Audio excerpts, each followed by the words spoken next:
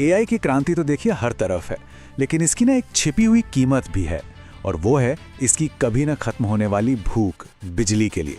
तो चलिए आज इसी की पड़ताल करते हैं और देखते हैं कि क्या हम इस डिजिटल दुनिया की बत्तियां जलाए रख पाएंगे। ये ना एक सीधी सादी हकीकत है।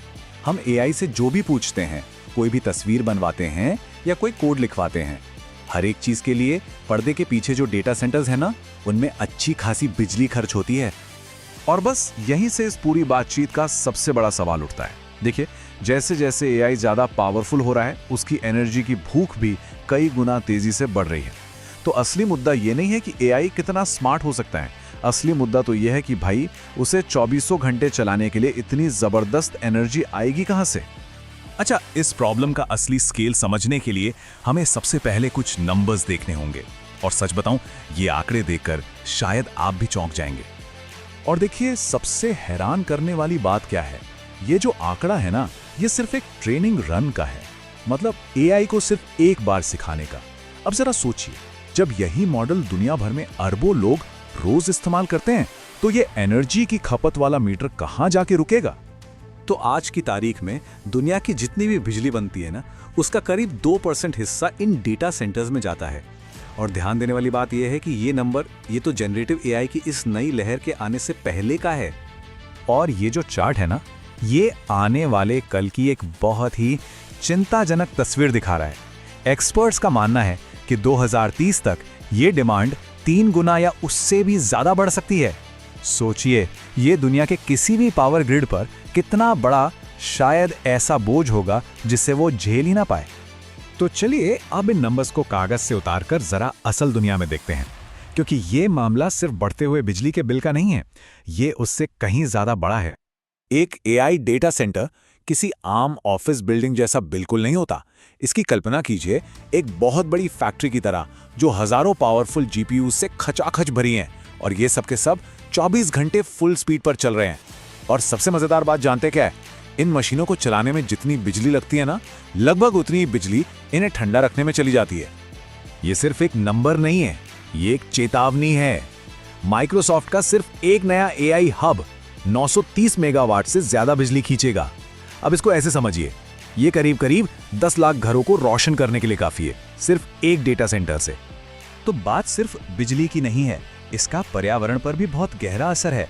सिर्फ एक बड़े एआई मॉडल को ट्रेन करने में इतना कार्बन निकलता है जितना न्यूयॉर्क और लंदन के बीच 110 बार फ्लाइट से आने जाने में होता है। ये हमारी डिजिटल दुनिया की एक ऐसी कीमत है जो हमें दिखाई नहीं देती। हाँ, तो प्रॉब्लम तो बहुत बड़ी है, लेकिन अच्छी खबर ये है कि दुनिया के सबसे ब्रिलियंट माइंड्स इस मुश्किल का हल निकालने के लिए वक्त से रेस लगा रहे हैं। और इसका हल जो है ना, वो 3 मेन फ्रंट्स पर खोजा जा रहा है। पहला, सॉफ्टवेयर को ही और एफिशिएंट बनाना। दूसरा, एनर्जी के बिल्कुल नए सोर्स खोजना। और तीसरा, डेटा सेंटर्स को ऐसी जगहों पर बनाना जहां कुदरत ही हमारी मदद कर दे। और यहां ना कहानी में एक बहुत दिलचस्प मोड़ आता है। एआई का इस्तेमाल खुद एआई की ही प्रॉब्लम को सॉल्व करने के लिए हो रहा है।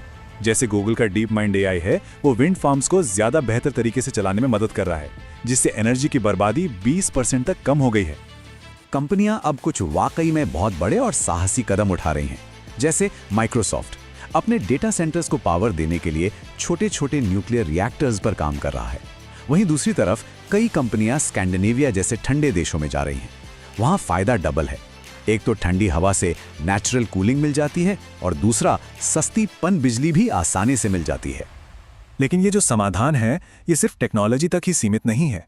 एआई की ये जो एनर्जी की भूख है ना, ये अब एक टेक्निकल चैलेंज से कहीं आगे निकलकर एक ग्लोबल, पॉलिटिकल और सोशल मुद्दा बनती जा रही है। अब दुनिया भर की सरकारें भी इस चैलेंज से अपने अपने तरीके से निपट रही हैं। जैसे अमेरिका के वर्जीनिया में, जिसे डेटा सेंटर वैली भी कहते हैं, वहां पावर ग्रिड पर इतना ज्यादा प्रेशर है कि आम लोगों को पावर कट्स का सामना करना पड़ रहा है। यूरोप में तो एआई के लिए एनर्जी कोटा फिक्स करने की बात चल रही है। और वहीं चीन एआई और न्यूक्लियर पावर दोनों को एक साथ आगे बढ़ा रहा है। ये जो अलग अलग रास्ते हैं ना, यही तय करेंगे कि भविष्य में एआई इनोवेशन का सेंटर कौन सा देश बनेगा। और ये जो बात है ना, ये इस मुद्दे की जियोपॉलिटिकल इंपॉर्टेंस को बिल्कुल सही तरीके से बताती है। देखिए, इतिहास गवाह है, जिसने भी एनर्जी के सोर्स को कंट्रोल किया, चाहे वो कोयला हो या तेल, उसी ने दुनिया पर राज किया। तो आज की दौड़ सिर्फ सबसे स्मार्ट एआई बनाने की नहीं है, बल्कि उसे सबसे एफिशिएंट तरीके से चलाने की भी है। तो चलिए अब थोड़ा भविष्य की तरफ झांकते हैं, जहां कुछ ऐसे रेवोल्यूशनरी आइडियाज पर काम हो रहा है जो इस पूरी पिक्चर को हमेशा के लिए बदल सकते हैं। एक आइडिया तो ये है कि इस प्रॉब्लम को धरती से ही बाहर ले जाया जाए। जरा कल्पना कीजिए, स्पेस में तैरते हुए एआई ट्रेनिंग स्टेशंस जो सीधे सूरज से अनलिमिटेड एनर्जी ले रहे हों। हाँ, सुनने में ये किसी साइंस फिक्शन फिल्म जैसा लगता है, लेकिन इस पर सीरियसली काम शुरू हो चुका है। और दूसरा बड़ा आइडिया छिपा है खुद हार्डवेयर के अंदर। इन्हें कहते हैं न्यूरोमॉर्फिक चिप्स। ये ऐसी चिप्स हैं जिन्हें हमारे दिमाग की तरह काम करने के लिए डिजाइन किया गया है। देखिए, आज की जो चिप्स है ना, वो एक स्प्रिंटर की तरह हैं। बहुत ज्यादा पावर, लेकिन बस थोड़ी देर के लिए। ये नई चिप्स एक मैराथन रनर की तरह हैं, जो बेहद कम एनर्जी में लगातार और बहुत एफिशिएंटली काम करती हैं। और इसका नतीजा क्या होगा? ये दिमाग जैसी चिप्स बिजली की खपत में 90% तक की जबरदस्त कटौती कर सकती हैं। सोचिए जरा, याद है वो डेटा सेंटर्स जो एक पूरे शहर के बराबर बिजली खा रहे थे? ये टेक्नोलॉजी उस पूरे इक्वेशन को ही बदल सकती है। ये सच में गेम चेंजर हो सकता है। तो आखिर में ये याद रखना भी जरूरी है कि हम इतिहास में इस मोड़ पर पहले भी आ चुके हैं। भाप के इंजन से लेकर इंटरनेट तक हर बड़ी टेक्नोलॉजिकल क्रांति ने हमारी एनर्जी की जरूरतों को कई गुना बढ़ाया है। एआई भी बस उसी कहानी का अगला चैप्टर है। और हर बार की तरह सवाल वही है।